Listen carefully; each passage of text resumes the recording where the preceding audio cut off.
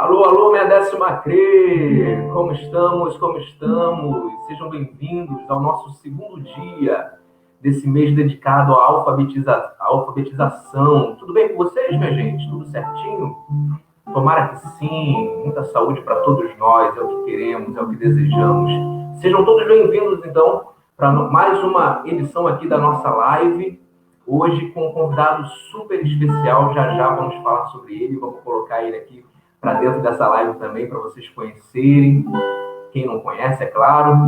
E ontem foi maravilhoso, hein, gente? Muito obrigado pela audiência na nossa live aqui com o Estevão Marques, foi muito bacana, a galera falou muito bem, obrigado mesmo de coração, gente. Vamos lá, vamos iniciar como a gente sempre inicia as nossas tardes de live. Vamos começar com música. E hoje, como vamos falar um pouquinho sobre literatura infantil, contação de histórias. Vamos lá, vamos cantar aqui, ó.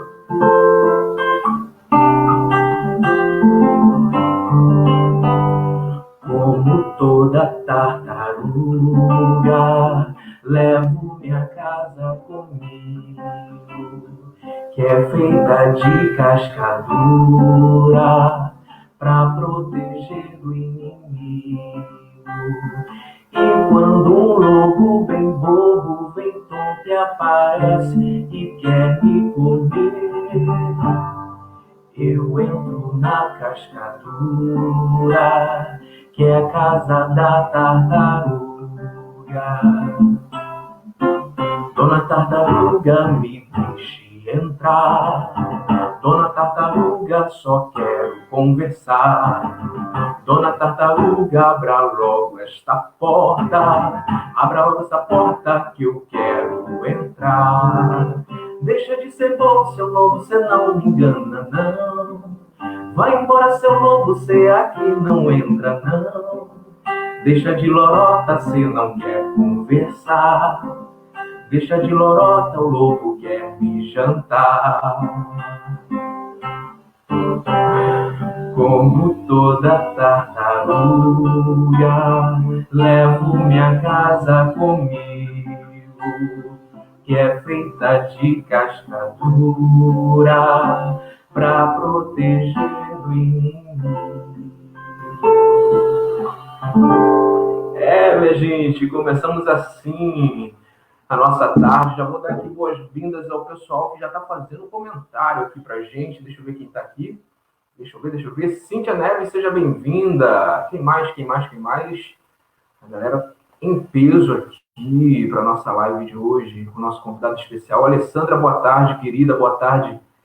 Maiara Paixão, Rayane, Raquel Teles, Clícia, Amanda, Eneida, Adete, sejam bem-vindas. Pessoal da Ema Dávila, queridos, sejam bem-vindos. Aline Boaventura, boa tarde. Felipe Camarão, a galera da Felipe Camarão também está presente. Boa tarde. Encanto de Maria, presente. É isso aí, minha gente. André, meu amigo André, boa tarde, meu querido. Flávia Santos, seja bem-vinda. Deise, Fernanda Lana, Cris Araújo, da creche Escola Sossego da Mamãe. Boa tarde para todos. Ariana, boa tarde. Clícia, Lorena, Raquel Teles, seja bem-vinda, querida. Débora Braz, seja bem-vinda. Meu amigo José Francisco da Silva Alves, o Chico, seja bem-vindo, meu amigo. Simone Cunha, pessoal da Inaiá, Vanderlei Carmo, sejam bem-vindos. Aí o CEP Roberto Morena, seja bem-vinda, galera. Creche Municipal Miriam Pires, presente aí também com a gente. Vitória, Wilza. Eu já falei que vocês têm uns nomes chiques. Eu não sei se eu estou falando certo, mas vamos lá. Glória Souza, seja bem-vinda também. Ó, quanta gente já aqui marcando presença na nossa live. Gente, olha, ontem foi incrível e hoje também vai ser incrível. O nosso convidado especial de hoje, dessa tarde, dentro do mês, dentro dessa programação que a gente fez com tanto carinho para vocês, não só para a 10ª CRE, mas ontem eu pude ver galera de outras CREs, pessoal de outros estados também presente. Gente, a gente agradece de coração a presença de todos vocês aqui. A Bruna Duarte, sejam bem-vindos, sejam bem-vindos. Bom, galera, tá aí hoje, vamos falar sobre isso aqui que eu vou botar na telinha para vocês. No mês da alfabetização, ó, a arte de escrever para crianças, ilustrar e contar histórias, hoje com Celso Sisto. Eu vou ler aqui um pouquinho do currículo do Celso, para vocês conhecerem um pouquinho também. Celso Sisto é escritor, ilustrador, artista visual, contador de histórias, ator, arte educador, crítico de literatura infantil e juvenil, especialista em literatura infantil e juvenil pela UFRJ, mestre em literatura brasileira pela Universidade Federal de Santa Catarina, doutor em teoria da literatura pela PUC do Rio Grande do Sul, pós-doutor em educação pela Universidade Federal também do Rio Grande do Sul, e responsável pela formação de inúmeros grupos de contadores de histórias espalhados pelo país. Tem mais de 80 livros, minha gente, publicados para crianças e jovens, e já recebeu vários prêmios pela qualidade de sua obra. Entre eles, o Prêmio de Autor Revelação pela Fundação Nacional de Literatura Infantil e Juvenil, em 1994, Ilustrador Revelação, o Açorianos, e tem vários títulos selecionados para catálogos de Bolonha, ou com selos altamente recomendados também pela Fundação Nacional, bem como os selos da Cátedra 10, da Unesco de literatura. Gente, de leitura. Gente, é isso. Celso Sisto com a gente hoje aqui. Eu tirei, ó, deste livro aqui. Acabei de ler, ó. Lindo, lindo, lindo, lindo, lindo. Chorei, já dei uma chorada aqui, Celso. Quem me emprestou foi sua aluna, Simara. Vou colocar aqui o Celso para dentro da nossa live para a gente conversar também com ele. Deixa eu chamá-lo aqui. Seja bem-vindo, Celso Sisto. Opa, que legal, maior prazer estar aqui. Vi que você está com o meu livro mais recente aí, o meu livro... ano passado eu não publiquei nada, esse livro é de 2018, mas agora está saindo aí do forno um livro novo pelas Paulinas para criança pequena. Legal. E para mim é um maior prazer estar aí falando com as pessoas da 10ª CRE. Eu comecei a minha carreira de professor, sendo professor aí nesta CRE, né? Eu fui professor de teatro na escola Débora Mendes de Moraes há muitos anos atrás, nos anos 80, né? Aliás, no início dos anos... Final dos anos 80, eu acho, início dos anos 90. Depois acabei, enfim, seguindo o caminho da literatura e vim morar no Rio Grande do Sul e estou aqui há 24 anos, mas eu comecei a minha carreira de professor aí, né? E justamente nessa região aí, em Pedra de Guaratiba, né? Enfim, então é um prazer enorme sempre que eu posso lembrar disso, né? Porque eu me lembro com muito carinho da Escola Débora Mendes de Moraes, da Eucineia, que foi a minha diretora, né? Que faleceu recentemente, enfim, né? Ainda tenho muitos amigos professores que estão aí, né? Então é muito bom estar aqui. Obrigado pelo convite. A gente que agradece. Eu quero já agradecer em nome da Gerência de Educação aqui, da nossa coordenadora, a professora Gracinha, da nossa gerente de educação, a Cristiane Stancato, a Renata Stancato, todo mundo, a Simara, sua aluna aí de pós também, que indicou, assim, para a gente aqui de coração. A gente agradece muito, Celso, a sua presença.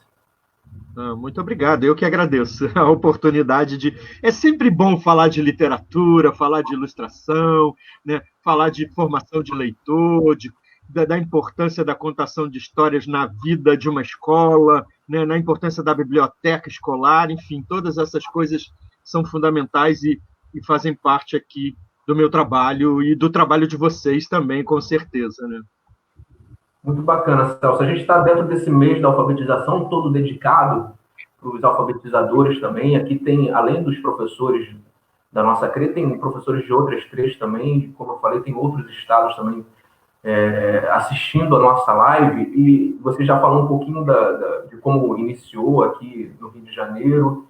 A sua trajetória, então, dentro do município também foi como professor, né? Iniciou também isso tudo como professor.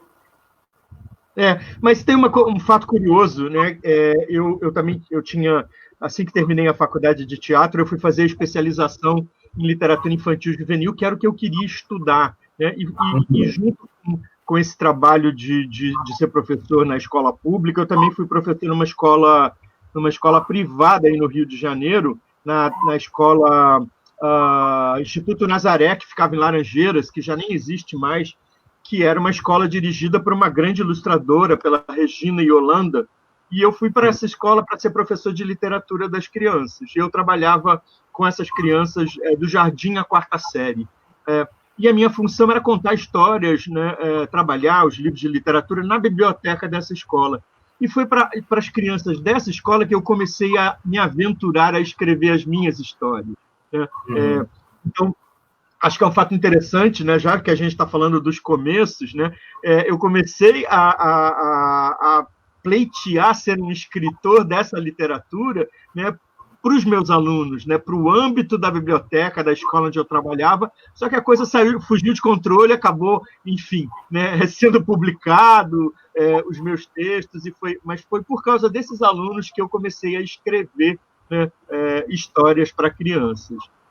E a minha primeira publicação foi em 1994, pela editora Nova Fronteira. Estou aí, né, há 27 anos, né? Não, 26 anos. 26 anos publicando livros para crianças. Né? Eu vou até mostrar aqui, esse foi o meu primeiro livro, Ver de Ver Meu Pai, né, publicado em 1994. Enfim, e esse livro me abriu muitas portas e comecei a ser chamado para publicar em outras editoras por causa enfim, da repercussão, né, da recepção desse livro aí. Então, a gente pode dizer então que esse teu começo, essa tua descoberta como escritor é uma experiência também de como professor, dialoga de alguma forma? Com certeza, eu acho que essas coisas todas se misturam, né? Na minha história, né? Assim, ser professor, né? Que é uma das coisas que eu mais gosto de fazer, é estar na sala de aula, lidar com as crianças, né? Estimular as crianças para que elas criem, inventem, ouçam histórias, enfim, né? Aprendam, né, a ser cidadãos através do debate, da reflexão, a partir do livro de literatura e a partir da convivência com os outros. Então, né, todas essas coisas para mim se misturam, né? Ser professor, né, ser um contador de histórias e exercitar, né, essa possibilidade de você ver o mundo de uma forma criativa, né, e esse exercício de linguagem, que é escrever e lidar com criança, que é bem diferente, né, de você, né, dar aula para o ensino médio, enfim, ou dar aula de literatura para outro segmento, né? A linguagem é muito diferente. Então, esse exercício da linguagem, né, sobretudo para os pequenos, é um desafio muito grande. E eu tenho me desafiado muito também, né? Nesse sentido de querer escrever para essas crianças pequenas, né, que estão, enfim, em processo de alfabetização ou recém-alfabetizadas. Acho que é muito, muito legal escrever para esse público. Mas os meus livros não são só para esse público, né? Eu tenho livros, em geral, a minha produção maior é para a faixa dos 9 a 12 anos, né? Eu pego muito essa faixa, né? Mas nos últimos anos eu tenho publicado livros para crianças pequenas, de 5, 6, né, anos, 7 anos, que é esse desafio que eu estou falando aí, que eu considero um grande desafio. Acho muito mais difícil escrever para essa faixa de público. Porque Celso, quando eu sou professor de música aqui no município, a gente vê que as artes têm essa coisa de chama uma atenção assim da criança, né? De uma forma especial. Eu não sei se eu posso dizer assim, mas quando eu vejo também a questão da contação de histórias entrando nisso, assim, a criança para, ela reflete, ela começa a entrar num mundo assim extraordinário, né? Com certeza. Contar histórias, eu acho que deveria ser o princípio de todas as, né, de todas as outras áreas do saber, né? Porque a partir de uma história ou dessa relação de diálogo através de uma história com as crianças, dá para você, a partir disso, desfiar tudo, né? Trabalhar, né, matemática. Nessa escola que eu trabalhava, no Instituto Nazaré, não tinha livro didático. O livro era o livro de literatura. Então, eu contava história para as crianças, trabalhava essas histórias com as crianças, e os outros professores faziam todos os seus planejamentos a partir disso. Então, matemática trabalhava em cima da história que eu tinha contado, língua portuguesa a mesma coisa, artes a mesma coisa. Então, esse exercício integrado, interdisciplinar, né, era fundamental, e eu acredito nesse tipo de educação. Eu acho que essa interdisciplinaridade, a partir das artes, das linguagens artísticas, é o fundamento para mim da educação e de uma escola. Eu acredito nessa educação através da arte. Eu acho que ela é a porta para todos os outros saberes. Eu acho isso fundamental. Muito bacana. Embora, né, nos últimos anos, o meu trabalho de professor tenha sido muito para adulto, né? Eu, quando me estabeleci aqui no Rio Grande do Sul, comecei a dar aula na universidade, né? Fui professor da PUC aqui no Rio Grande do Sul, né? Atualmente, a Simara, que você citou aí, né? Foi minha aluna aí na pós-graduação da Cândido Mendes, e ainda vai fazer uma outra disciplina comigo, né? Enfim, então eu tenho trabalhado muito nesse âmbito da formação dos professores, né? Mais com adulto agora, mas sempre que posso estou contando histórias para as crianças em feira de livro. Aqui no Rio Grande do Sul tem muitos projetos de leitura nos municípios, né? Então a gente é muito convidado para ir nas escolas contar histórias, né? Os livros são trabalhados antes, as crianças produzem coisas antes, trabalhos de artes, enfim, e a gente vai para conversar com as crianças, e normalmente eu faço muito esse circuito de ir em escola, contar histórias e conversar com as crianças. E em feira de livros, né, o Rio Grande do Sul tem mais de 500 municípios, tem feira de livro em tudo que é município, e a gente circula muito, né, nos municípios, contando histórias também nas feiras de livros e fazendo esse trabalho como escritor nas feiras de livros municipais. Legal, é muito bom ter, né, esses espaços assim, sempre importante. Agora você estava falando, Celso, do teu grande desafio de escrever agora para essa faixa etária, e assim, o que eu me lembro muito é de que na educação infantil isso é muito presente, né, na contação de história, está sempre muito presente. Você acha que tem uma ruptura quando entra nessa fase dos anos iniciais, não tem mais a contação de história? Como é que você olha para isso? Em alguns lugares tem uma ruptura, né? Eu vejo que tem, assim, né? Por exemplo, aqui, né? E a maior parte dos lugares que eu conheço acham que as crianças precisam ouvir história até a 4ª série, por exemplo. Né? Passou, né, da 5ª série em diante, parece que, né, agora a coisa fica séria, né, vão ter um monte de disciplina, né, um monte de professor, não precisa mais desse trabalho de contar histórias. O que eu acho que a ruptura se dá exatamente aí. Né? E o erro está exatamente nisso. Né? Eu acho que contar histórias tem que acompanhar a vida da gente a vida inteira, né? Enfim, a formação, né, dos estudantes a vida inteira. Né? No ensino médio, eles adoram ouvir histórias também. Né? Na universidade, eu sempre comecei as minhas aulas contando histórias, enfim. Né? Essa cultura é exatamente aí que a gente afasta o leitor e cria um fosso, né? Como se a leitura fosse coisa de criança, como se lidar com o livro fosse uma coisa, né, menor, né? Enfim, justo o contrário. Né? A gente tem que entender que esse leitor ele vai mudando de estágio, né? Ele vai passando de um leitor iniciante para um leitor cada vez mais crítico, né, e cada vez mais experiente. Então, é exatamente na continuidade desse trabalho, do ler e contar histórias é que o sujeito vai se formando como leitor, né? Então não tem por que ter essa ruptura, mas ela existe, ela há. De fato, acontece isso mesmo, né? E a gente está, né, tô nesse caminho aí, da leitura, da literatura, há mais de 30 anos batalhando, tentando convencer, né, as pessoas o tempo todo de que essa ruptura, né, exatamente essa ruptura vai fazer com que a gente perca esses leitores, né? Enfim, né? E não é isso que a gente quer, né? A gente queria ser um país de leitores, né? Não somos. Eu vejo sempre as estatísticas aí, se a gente tem 20%, 30% de leitores nesse país, né, ela é uma estatística trágica, assim, né, para o tamanho, né, desse país e para a população brasileira. Infelizmente, mas eu acho que tem uma coisa que o contar histórias estabelece com o público, com o leitor, que é uma relação afetiva, né? Quer dizer, o contar histórias vem permeado por essa relação de afeto, né? Física, corporal, né? Quer dizer, de entrega de quem está contando, é corporal, né? O olho fala, né? Tudo, né? A voz, né? Acaricia, enfim, a voz recebe, né? Esses ouvintes, esses leitores. Então, essa relação permeada por esse diálogo e por esse afeto é que constrói, na verdade, essa proximidade do leitor com os livros, né? E com as histórias. Enfim, eu acredito nisso e tenho apostado nisso a vida inteira. Sim. Vou seguir aqui o nosso roteirinho. Vai lá.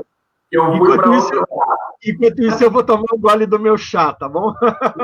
Fica à vontade. Celso, como é que você vê então essa importância de se ter mesmo a literatura infantil, juvenil, dentro da alfabetização, dentro da escola num todo, assim? Qual é a importância disso?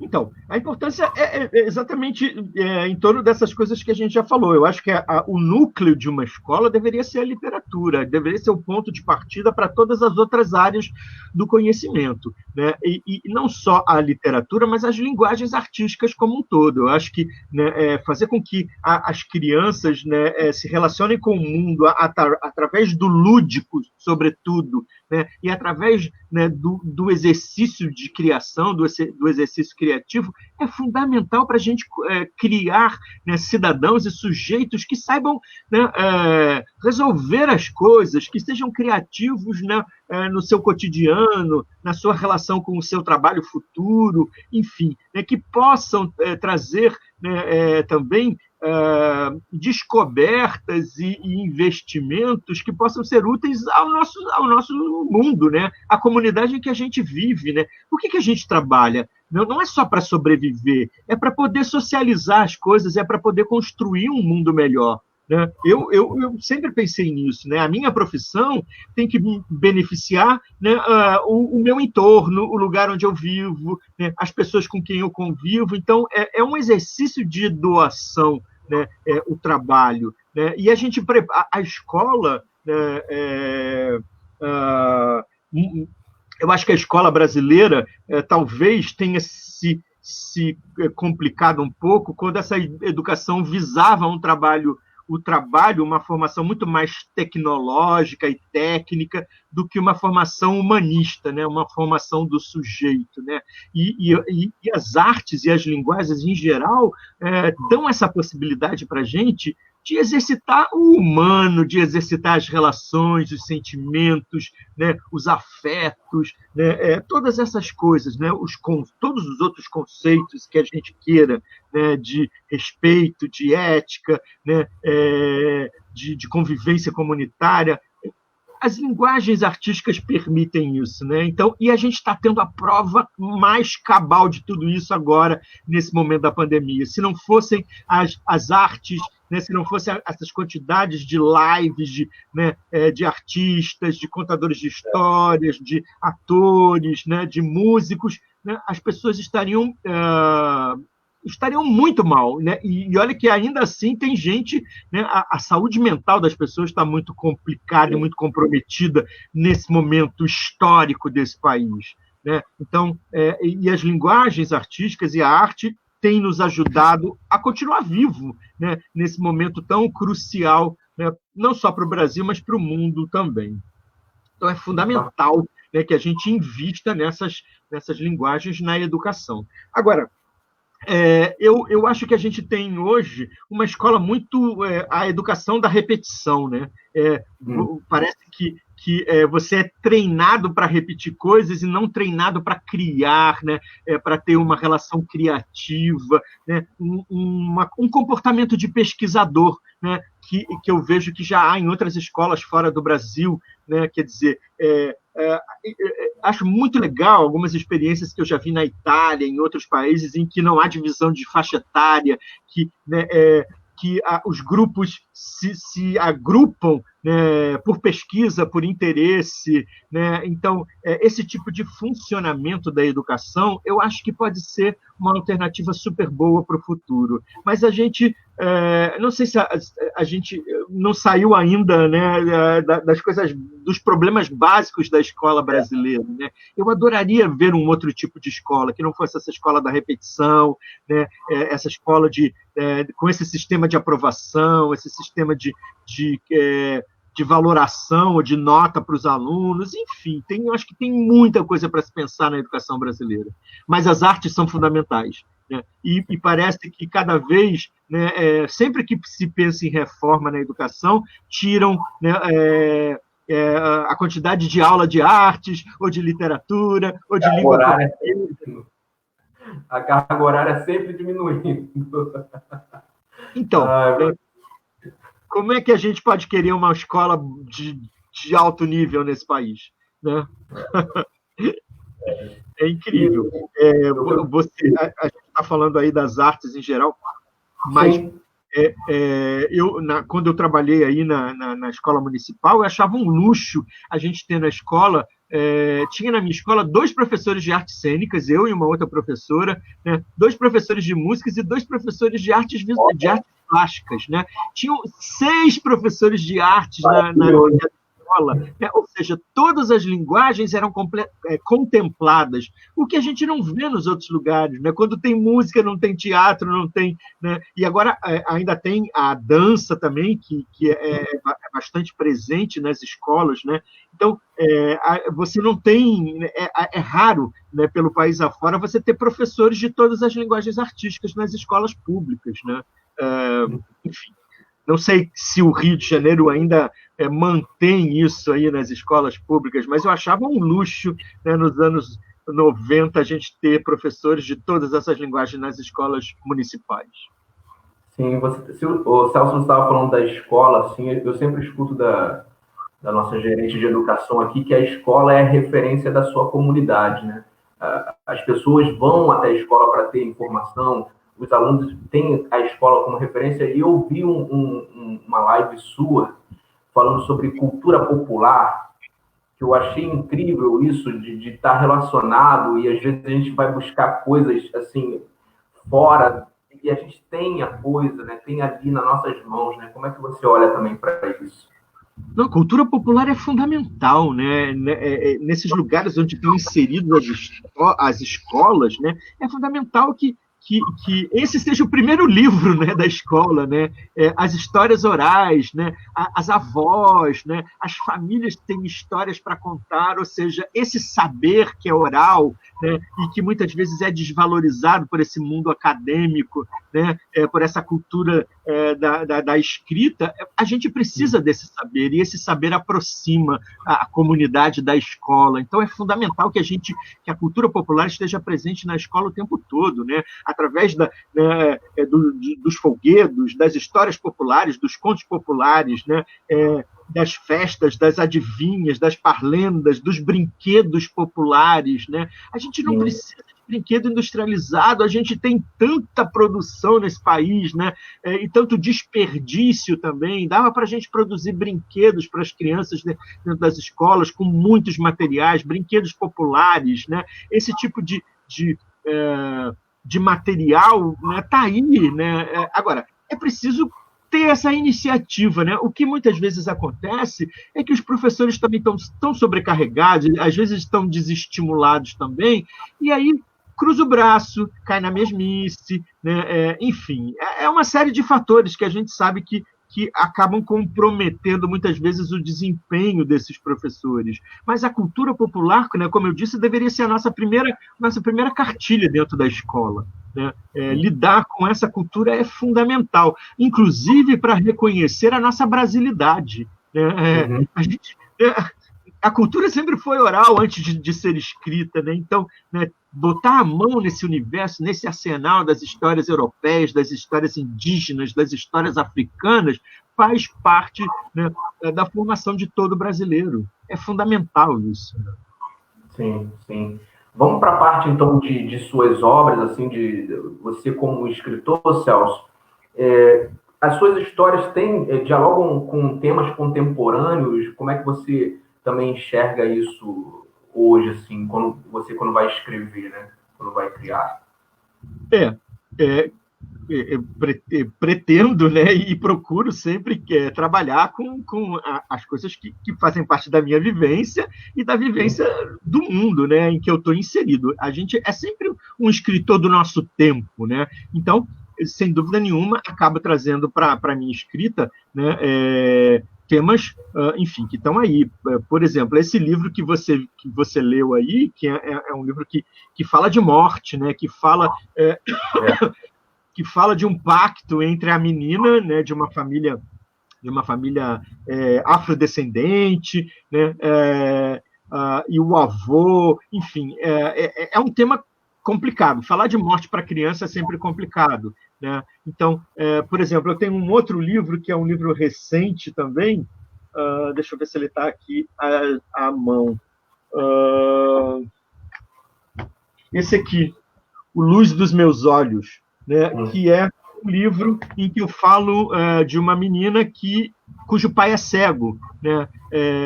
Enfim, né, é uma questão super, né, super presente na nossa vida, né? E, na verdade, todas essas histórias acabam tendo muito, né, uma participação meio autobiográfica, né?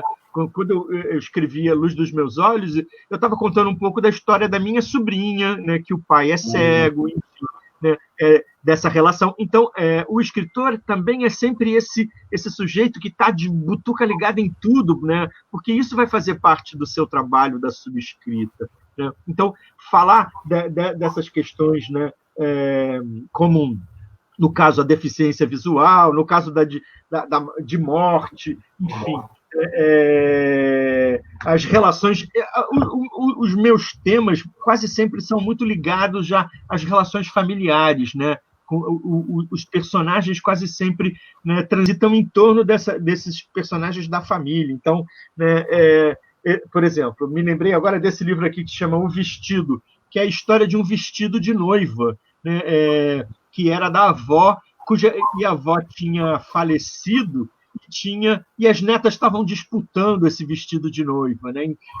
Enfim, né? Então, as minhas referências são sempre muito nesse universo, assim, a casa da minha avó, né? O vestido de noiva que eu conto nesse livro aqui é o vestido de noiva que era da minha mãe, mas não cabia na história ser da mãe, então ele passa a ser da avó, né? Ou seja, esses câmbios, esses trâmites que a gente faz da vida real, né, para o universo literário, né, eles têm sempre esse fundo, né, biográfico. É possível você pegar a sua própria história e transformá-la e fazer ficção a partir dela. Mas eu estou sempre super antenado, né, com essas questões. Né? Eu tenho um livro, eu tenho poucos livros juvenis, né, mas tenho um livro, meu primeiro livro juvenil, que chama O Cocô do Cavalo do Bandido, né, que foi um livro que foi bastante lido aqui no Rio Grande do Sul, e a edição acabou super rápida,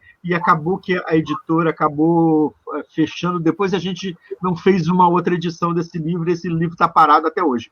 Mas O Cocô do Cavalo do Bandido era a história de um menino, né, cujo pai e a mãe eram separados, e o pai tinha ido embora do Brasil, o menino não viu o pai há não sei quantos anos, e o pai estava voltando para o Brasil. Então, esse trabalho de reaproximação do menino com um pai ausente, enfim, todas essas questões, né, estão sempre perpassando a minha produção literária. Né?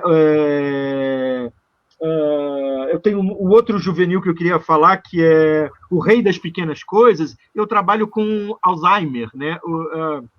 É a história de um menino, né, que é nomeado pelo avô como guardião da sua memória, já que ele está doente, ele tem Alzheimer, ele está perdendo, né, a memória, né? Então o avô conta para esse neto, né, as suas histórias, né, para que elas não se percam, né, porque ele vai esquecer, a doença vai atingi-lo a ponto de fazê-lo perder a memória, e esse menino passa então a ser o guardião das memórias do avô.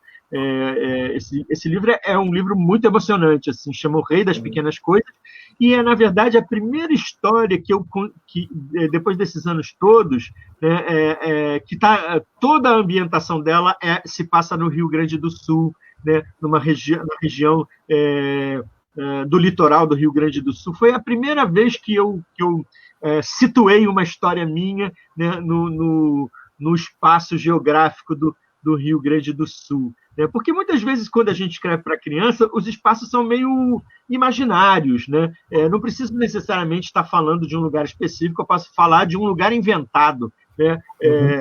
Mas no Rei das Pequenas Coisas, eu trabalho com essa geografia aqui do litoral do Rio Grande do Sul. Então, esses temas, né, viu? Alzheimer, né, morte, separação, a vida de uma pessoa que é um deficiente visual, né, a situação, né, de uma família negra em relação às convivências do seu entorno, enfim, todas essas coisas estão sempre entrando na minha produção. Acho fundamental. Eu sou um escritor do meu tempo, né?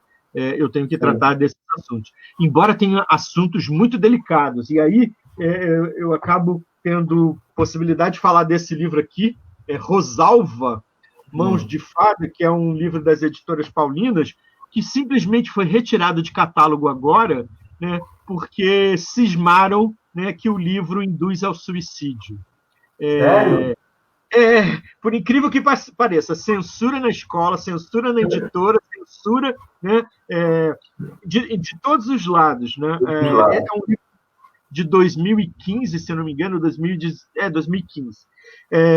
E eu escrevi aquela história a partir de um verso popular, né? Olê, mulher rendeira, olê, mulher renda, tu me ensina a fazer renda, que eu te ensino a namorar. Foi a partir desse mote que eu escrevi a história da Rosalva, que é a história de uma rendeira, né, de uma bordadeira, que conhece um sujeito numa festa de quermesse da igreja. O sujeito é um caixeiro viajante, né, e ele vende exatamente linhas e agulhas. Então, eles se conhecem, se apaixonam. É uma história de amor, né, com uma série de referências da cultura popular. Eu adoro esse universo da cultura popular, né? A gente já falou aí, né? Então, essa coisa das músicas populares, as trovas, né? As festas populares, essas coisas estão sempre entrando muito nas minhas histórias. Né? E na Rosalva, isso é bastante presente. E aí a Rosalva, então, começa a abordar e a fazer um enxoval para esse casamento, né, com esse sujeito que vive viajando, que se chama Rolante. Mas, enfim, eu não quero dar spoiler, né, da história, porque senão a história perde a graça. Mas, no final da história, a Rosalva se desfaz, né, tudo que ela tinha construído para o enxoval, ela vai desmanchando as coisas e ela entra no mar, vestida de noiva, né, e depois só encontram o véu dela boiando. Mas eu não digo que ela se matou, eu não digo que ela suicidou-se. Né? A história é aberta. Se eu quisesse dizer que ela tinha se matado, eu teria dito. A história é minha, eu tenho esse poder como escritor, né, de dizer o que eu quiser lá no meu texto. Né? Então, a discussão toda começou disso. Mas essa história, ela se mata, induz ao... Enfim, né? Esse politicamente correto desse nosso tempo que né, na verdade, né, muitas vezes uma aberração, né, e uma censura velada. né? Enfim, mas isso acabou, né, prejudicando um pouco a trajetória desse livro e a editora sofreu pressão. Sofreu pressão, também a gente sabe, porque a gente vive num mundo capitalista, né? E aí diminui um pouco a venda do livro, ele já não interessa mais muito para a editora, né? A verdade é essa, isso aqui é a sociedade de consumo, é um objeto, né? Claro que é um objeto cultural, é um objeto de super valor, mas é mercadoria, né? Diminuiu a venda, né? E está ainda rotulado desse jeito, a editora, né, abre mão, né? E foi o que aconteceu. Fiquei furioso, claro, porque eu acho que era uma oportunidade da gente discutir essas coisas, né? E não de tampar o sol com a peneira, né? Verdade. Bom, Celso, vamos falar então, você ilustrador, né? Porque você também é ilustrador, além de escritor. Como é que apareceu essa coisa da ilustração aí para você? Então, foi também um desafio muito interessante. Eu já tinha publicado 12 livros, né? Ia publicar meu 13º livro, né? E a editora da Nova Fronteira, né, a Lúcia Jurema, que também era uma editora maravilhosa, mas que já passou para o andar de cima, infelizmente, né? Ela vivia me dizendo, né? Ela era muito minha amiga, e vivia me dizendo que era muito comum nessa nossa área da literatura infantil, os ilustradores virarem escritores, né? Começavam ilustrando livros de outras pessoas, daqui a pouco eles estavam escrevendo as suas próprias histórias e ilustrando seus próprios livros. Que isso tinha se tornado uma prática comum, né? E que o contrário era muito difícil, quase impossível de acontecer. Um escritor virar um ilustrador, né? E ela vivia me buzinando isso, né, nas ideias, né? E eu disse, eu vou provar para você que não é tão difícil assim, né?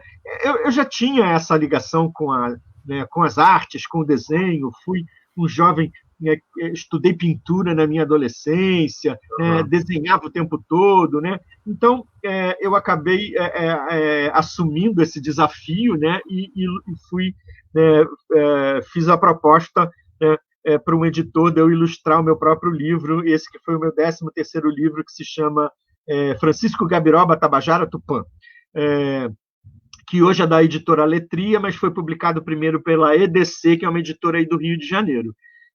E aí foi através dessa provocação da Lúcia Jurema que eu comecei a ilustrar. Esse livro, logo de cara, foi indicado para o Prêmio Jabuti, ficou entre os 10 finalistas do Jabuti naquele ano, isso foi em 99, e naquele ano eu recebi o prêmio de ilustrador revelação da literatura infantil pela Fundação Nacional do Livro Infantil e Juvenil.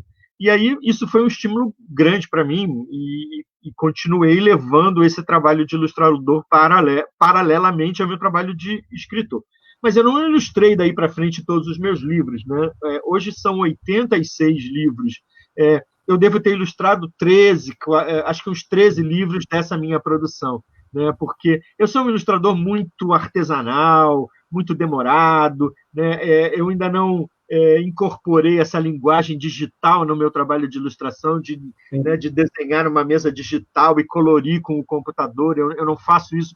Então, o meu trabalho é todo em papel, né? Eu trabalho com acrílica, aquarela, é um processo de pincel, de tinta, né, que tem que esperar secar, esse tipo de coisa. Então, eu me considero um ilustrador muito demorado, muito artesanal, né? Agora, nesse momento, eu tenho trabalhado... acho que eu tirei daqui, não está mais ao alcance da minha mão, mas estava aqui até ontem. Eu tenho trabalhado ilustração com tecido, né? Então, ao invés de usar papel, né, o meu suporte é tecido. E eu trabalho, né, tecido no tecido, né, cortando, costurando, bordando, né, fazendo aplicação de coisas. Então, eu estou fazendo um livro agora para uma editora do Paraná, de uma escritora aí do Rio, da Marta Lagarta. É um livro de poesia e ele é todo ilustrado com tecido, né? As Legal. Ilustrações são... Então, mas é um processo muito lento, muito demorado. É muito complicado, às vezes, né? As pessoas pensam, para você é fácil. Então, é fácil você, sendo o autor do livro, ilustrar o seu próprio livro. Não, eu acho até mais complicado, eu acho que a responsabilidade é muito grande, né, de você transformar em visualidade aquilo que está escrito, né, e que é o seu próprio texto, né? Eu considero um exercício muito complicado, mas eu vou mostrar aqui, eu tenho algumas ilustrações minhas, tem um que o meu livro que o Esse Kalinda. você ilustrou, né? Você tem Ah, o Kalinda. O Kalinda fui eu que ilustrei, né? É um livro premiado, né, pela Cátedra Unesco de Leitura, recebeu o altamente recomendável da Fundação Nacional do Livro Infantil e Juvenil, né? As ilustrações são minhas, né? E eu trabalho com... aqui eu trabalho basicamente com ilustrações muito coloridas, né? Com ilustrações com... Enfim, eu uso acrílica, colagem, canetas, né? Enfim, uma série de materiais. Aquele livro que eu mostrei, o Luz dos Meus Olhos, tem uma ilustração que também foi premiada. Eu participei de um salão de artes aqui, e tem uma ilustração que eu acho que é super bonita nesse livro, que é essa ilustração aqui.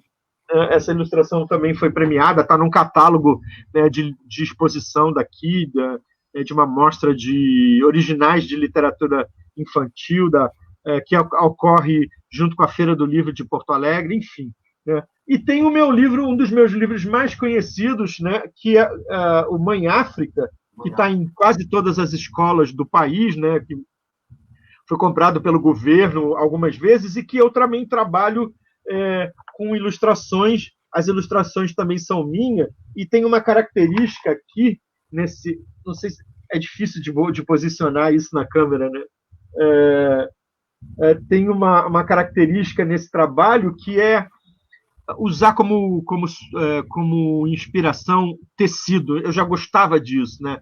Então, aqui no Mãe África, né, que eu trabalho 29 histórias, né, conto, lenda, mito e fábula africana de diversas regiões do continente africano, de diversos países. Eu trabalho com uma linguagem dos tecidos africanos. Então, eu procuro explorar as cores do país, né, os padrões de desenho de tecido em volta, como uma borda. Enfim, faço esse jogo, essa brincadeira de pesquisar já nos tecidos e nessas composições de design de tecido, que é uma coisa que me interessa bastante como ilustrador. Legal, legal, Celso. A gente está chegando no final, Celso, mas vamos falar um pouquinho da tua oficina de escrita criativa, como é que tem sido isso, e também do seu canal no YouTube. Como que é para você aí estar nas telinhas aí?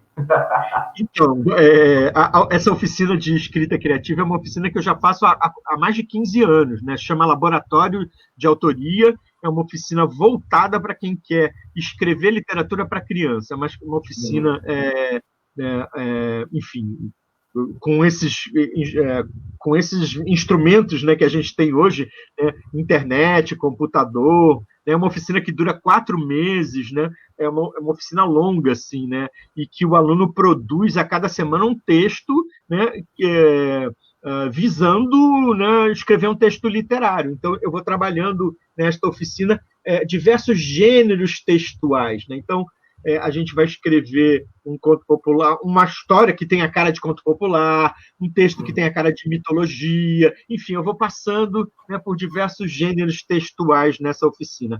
Vários alunos meus já se tornaram escritores, estão publicando, têm livros publicados, né? Principalmente aqui no Sul, né, que eu fazia muito essa oficina presencial. Agora, nos últimos anos, eu tenho feito ela online, né? Então, né, quem quiser e tiver interesse nessa oficina, eu estou sempre anunciando no meu Facebook. Meu Facebook é o meu nome, Celso Sisto, né? É só acompanhar, se inscrever no meu Facebook e no meu canal também do YouTube. Meu canal tem o meu nome, né? E eu tenho contado muitas histórias, todas essas experiências eu tenho registrado, né, agora, né, no YouTube, né? As críticas literárias que eu escrevo numa revista aqui do Rio Grande do Sul, eu tenho gravado, e elas não só são escritas, elas são, né, áudios também, elas estão lá no meu canal do YouTube. Eu tenho um trabalho com letra de música, né, em que eu falo letra de músicas famosas, assim, Chico Buarque, Caetano Veloso, né? Então, como se eu estivesse dizendo um poema, né? Estou dizendo a letra de música. Então, isso também está lá no meu canal. E o Celso, contador de histórias, né? Tem muitas histórias lá, quase sempre, uma vez por semana, eu gravo uma história do meu repertório, né? De contador de histórias, e coloco lá no canal do YouTube. Então, por favor, né, quem ficar interessado, quem quiser levar histórias para os seus alunos na escola, né, podem usar as histórias que estão lá no meu canal, podem mostrar para as crianças o Celso contando história. É só se inscrever lá no meu canal, né, e me ajudar a passar dos 1.000 inscritos. Eu tenho 803 seguidores no meu canal, né, que foi ativado agora há uns 2, 3 meses atrás, né? E preciso passar dos 1.000 inscritos para poder ter, enfim, uma visibilidade maior também. Estou contando aí com esse pessoal aí da 10ª CRE para se inscreverem lá no meu canal. Isso aí. Como é que é o nome do canal, Celso? É o meu nome. É só procurar no YouTube pelo meu nome e vai chegar no meu canal. Eu não tenho nome específico. Certo. Eu conheço assim a sua obra pelo Chá das 10, né? Que é incrível a história, assim, não é aquela história acumulativa, né? Pelo contrário, vai tirando, é maravilhoso. Trabalhar nas escolas, isso é maravilhoso. Esse livro é um livro acho que é um dos meus livros mais populares, e os professores de música adoram, né? Porque a história, sim, claro, ela é um tango-lomango, ela tem essa musicalidade, ela tem, né, ela é um objeto cultural, né, cultura popular, né, só que você pode criar um tango-lomango com um enredo que você quiser, e aqui eu conto a história de 10 velhinhas que se reúnem para tomar chá e cada vez vai desaparecendo uma, porque uma quebra a perna, a outra perde a dentadura, né? E eu vou suprimindo as personagens, que é essa, né, a dinâmica do tango-lomango, né? E depois, no final, voltam todas. Faz um sucesso incrível essa história. Desde alfabetização até a educação de jovens e adultos, é uma história muito usada. Eu já vi essa história de todos os jeitos possíveis, né? Com dedoche, com fantoche, com atores, como musical, cantada. Ó, a Simara está dizendo aí que esse livro tem na rede aí. Então, o Chá das 10, eu acho que é uma das minhas histórias mais populares. Que bom que você lembrou, Luiz. Obrigado. Muito bom. Não, é lindo mesmo. Gente, Celso, vou abrir para perguntas agora e no final a gente tem uma surpresa. Pode ser assim? Tá bom. Pode, claro. Estou aí à sua disposição. Vamos lá, minha gente. Vamos lá. Perguntas para o Celso Sisto agora. Chegou a hora. O pessoal estava comentando muito aqui, Celso. Eu estou subindo aqui para ver alguns comentários. Mas as perguntas, por favor, minha gente. Ó, a Débora já botou aqui o seu canal aqui, ó, para gente. Aí, ó. YouTuber Celso Sisto. É esse? Isso. Tem 2 T's ali no canal. Não sei por que na época, quando eu registrei, né, ele acabou tendo que entrar com 2 T's. Celso Sisto com 2 T's ali no final. Beleza. Vamos lá, minha gente, perguntas. Vocês estão ouvindo aqui o barulho da serra? Está em obra aqui do lado de casa. Está uma loucura. Vamos lá. Aqui, ó, legal. Já temos uma pergunta. Deixa eu ver aqui. Vamos botar ela aqui em destaque. Pergunta do Rodrigo Córdova. Como estimular os pais a lerem para seus filhos em casa? Pois é, né? É uma situação complicada, né? Se o pai não for leitor, né? Enfim, mas ele tem que começar de algum jeito, né? Talvez uma maneira que eu sempre acho interessante, né? Para o pai que não tem esse costume, né? É começar contando as suas histórias, né? Começar contando para as crianças da sua infância, de como ele era, né? Quando tinha a idade do filho, o que ele fazia, né? E procurar, por exemplo, se o filho está com o livro da escola, da biblioteca da escola, lê junto com ele, conta a história para ele, faz brincadeira, né? Eu leio para você, você lê para mim, né?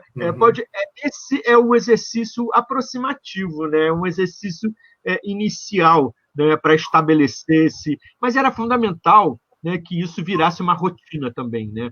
De que os pais fizessem isso diariamente ou com uma certa frequência com os filhos. Então, né, o estímulo possível é dizer para os pais o quão é importante, né, essa relação que se estabelece nesse momento da leitura. A gente estava falando de uma relação de afeto, né? Um pai que conta histórias, que lê história para os seus filhos, cria com seus filhos um vínculo muito mais afetivo e muito mais forte, né, do que se ele simplesmente deixasse a criança solta e não participasse desse momento tão importante.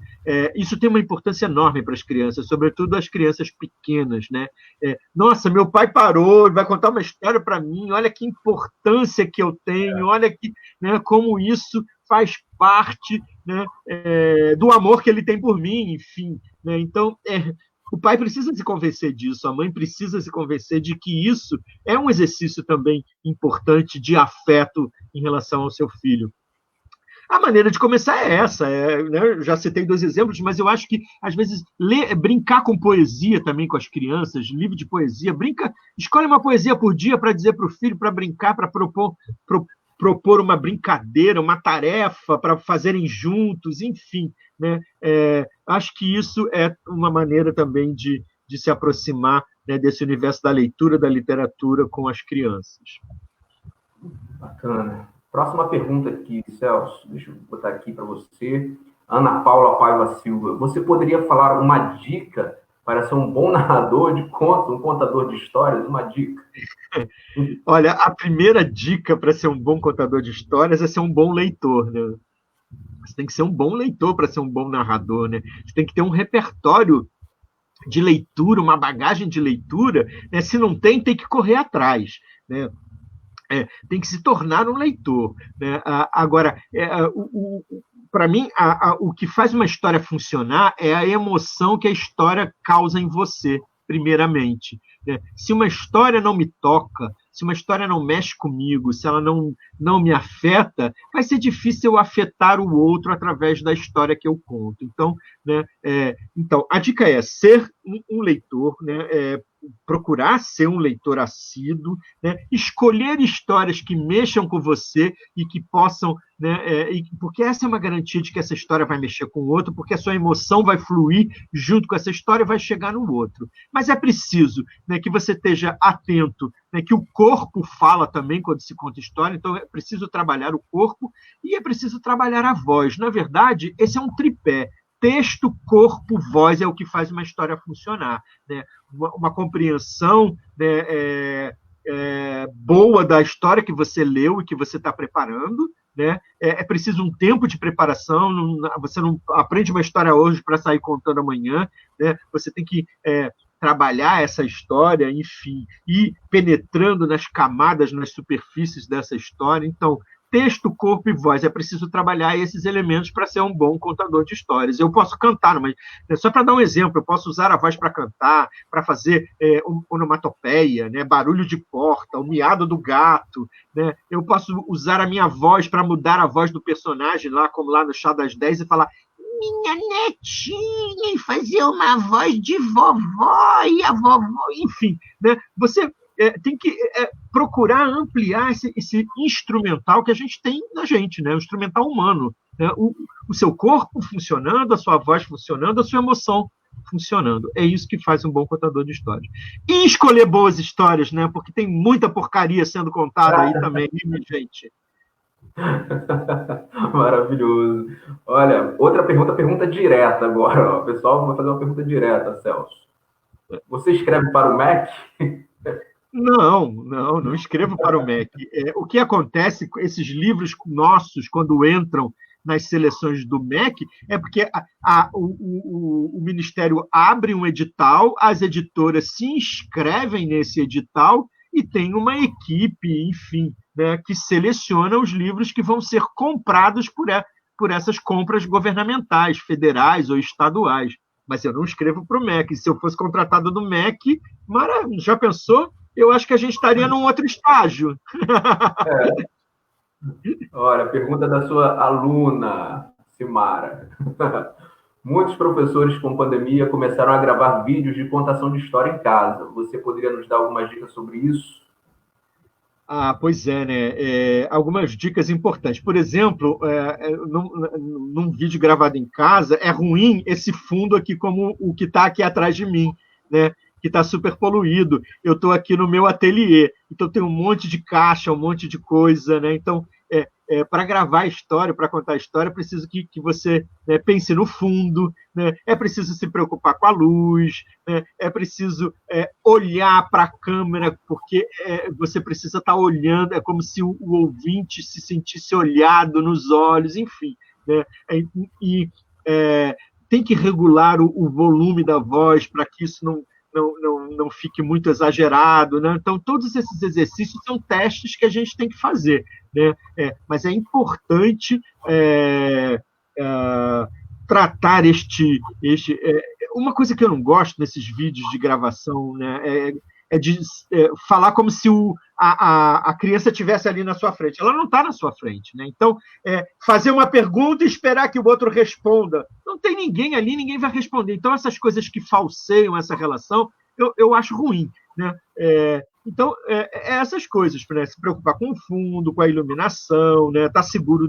Né? Se bem que você pode editar, você pode parar a gravação, né? Repetir aquele pedaço, depois editar. Tem aplicativos de edição que você pode fazer até no celular, mas é fundamental, né, aquilo que eu falei, né? Escolher uma boa história, né? Se preocupar com o ritmo da história é uma coisa importante, principalmente para essas gravações. Né?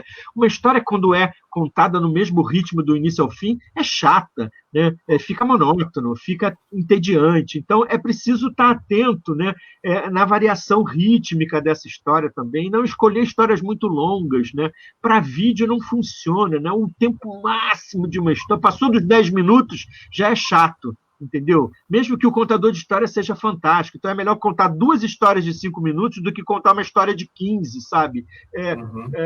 Esse tipo de preocupação, né, eu acho que é fundamental.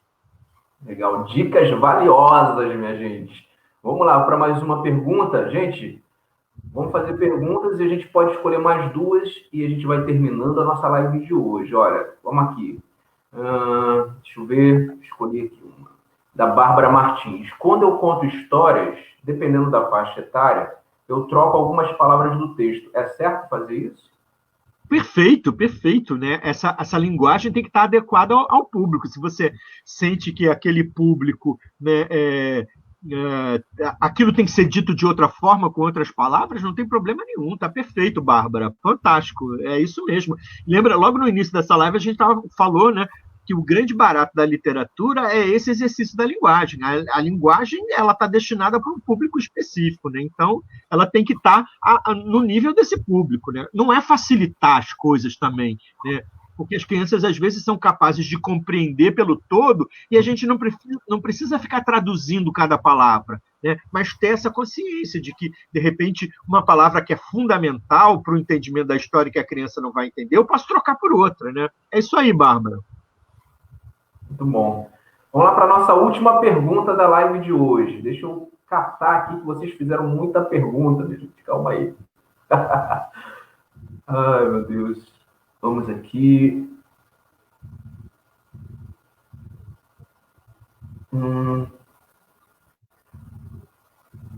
Rapaz, o negócio foi lá para baixo agora. Vou pegar a última pergunta aqui. Vamos subir para eu ver. O pessoal está falando excelentes dicas. Gostei muito das dicas. Amei as dicas. Vamos lá, minha gente. Vamos agora. Legal. Botar em prática, né? Botar em prática. Aqui, da Márcia. Vamos ver se a gente consegue. Márcia, vocês têm um nome chique, gente. Eu não vou nem tentar falar o sobrenome de vocês. Você já falou como devemos contar as histórias, mas concorda que a história deve ser interpretada mais espontânea? Mais espontânea? Claro, com certeza. Na verdade, o exercício, Márcia, o exercício do contador de histórias é fazer com que, mesmo que a história seja ensaiada, seja memorizada, é fazer com que essa história pareça espontânea. Então, essa espontaneidade é fundamental para se contar uma história. Essa espontaneidade, essa naturalidade, ela também se conquista com o trabalho, com o exercício, com o ensaio, mas essa espontaneidade é fundamental. Acho que as histórias precisam ter essa espontaneidade para conservar esse frescor, né? Essa sensação de que a história está surgindo ali naquele momento.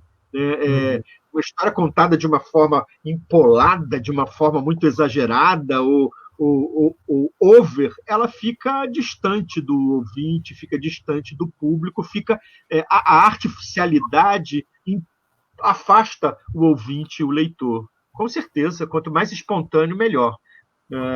Mesmo que você esteja lendo. É possível ter uma espontaneidade mesmo você lendo. É possível ter uma espontaneidade mesmo com o texto decorado. E é possível ter uma espontaneidade, né, mesmo com o improviso. Né? Também o contrário é possível. Né? É possível ser empolado e distante no improviso, na leitura e na contação. Né? Você que tem que ser a medida disso aí, né? Exercitar isso aí. Legal. Gente, é isso. Nossa live de hoje aqui, a gente pediu para o Celso nos presentear agora com uma contação, um trecho de sua obra para a gente. Então, eu vou deixar vocês agora com o Celso e já já eu volto para a gente encerrar aqui a nossa live. Com vocês, Celso Sisto. Então, o Luiz tinha me pedido para escolher um texto para ler para vocês. Eu escolhi, né, esse livro aqui, Abraço Apertado, né, porque eu acho que a gente está num momento em que todo mundo fala de abraço, em que todo mundo está precisando de abraço, né, as pessoas estão isoladas, né, enfim. E o Abraço Apertado, né, que é um dos meus livros, diz o seguinte: vou contar um segredo assim, de boca fechada não entra mosquito. De pimenta nos olhos dos outros é refresco. De revelar as coisas do meu jeito. Você quer mesmo saber? Mas tem que prometer andar até a lua feito barata tonta.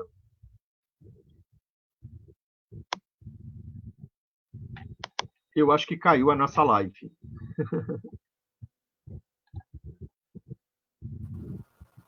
Eu tô aqui. O povo tá aí?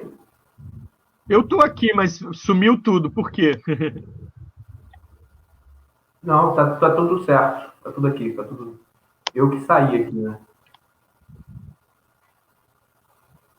Vocês estão me vendo? Vocês estão me Todos vendo? estão vendo? Digam aí, por favor. Eu não estou vendo mais nada.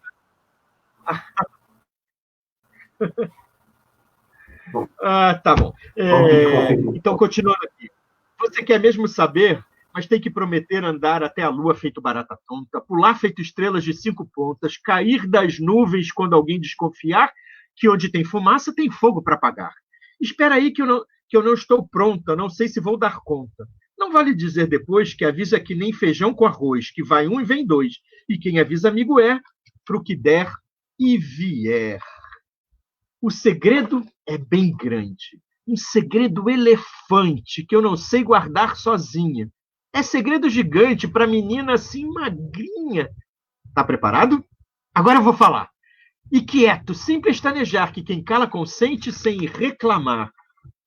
Sabia que meu pai é carente.